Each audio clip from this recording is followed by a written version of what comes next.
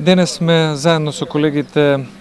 Миле Левков и Тимчо Цунски во посета на Кочани, каде што најголем дел од времето ќе го посветиме на средби со стопанственици,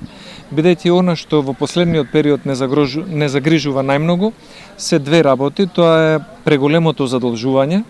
кое што државата го прави во изминативе 4 години и оди на товар на буџетот и на стопанството, и втората работа е сериозната закана од инфлацијата која што веќе ни се случува. Тоа значи обезвреднување на парите. Оној кој што можел со 1000 денари да купи нешто во декември минатата година, оваа година ќе му вредат тие пари за 200 или 250 денари помалку.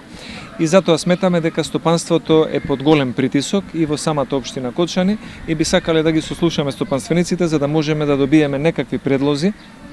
и идеи за преку собранието да им се даде сериозна помош, за да не биде ваквото безцелно задолжување да продолжи во иднина, да оди само на нови непродуктивни вработувања или на некакви коруптивни тендери, а да нема за возврат ништо за стопанството и за граѓаните.